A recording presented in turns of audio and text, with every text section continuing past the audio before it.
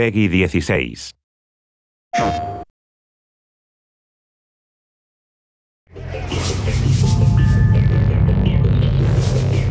This is the super hard part, is making something that's so soft like smoke feel like it's got that impact.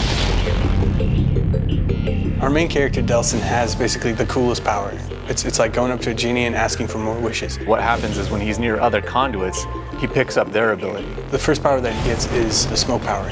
That means he can drain it, he can turn into it, and he can project it. When you think about where is smoke in a city, you think of maybe chimneys, fires. You can get smoke from vehicles in this game, but you have to destroy them first. And of course, those end up blowing up and blowing up other things around them. And all those things now become smoke sources. Every designer loves a burning car. I don't know why, but every effects artist has to do this at some point. The PlayStation 4 is really allowing us to do some stuff that we couldn't before. And that meant writing new tools and new particle systems to accommodate that.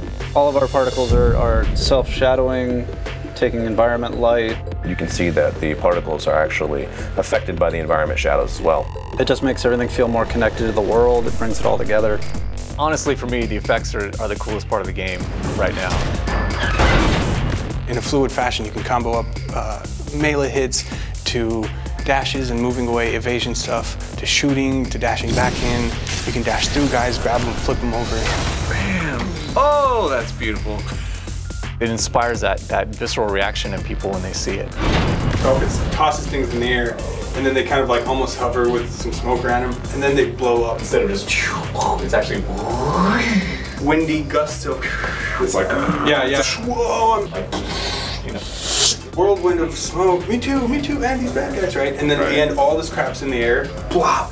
I'm gonna shoot this thing right in front of me. So in the middle of combat, you know, there are bullets flying at you, grenades, whatever's coming at you. You can dodge left, dodge right, completely dematerialize, and then rematerialize somewhere else. You can also dash into vents, so we made this effect where it sort of swirls in. Yeah, so he's actually cranking up, and then he kind of does a corkscrew, he jumps.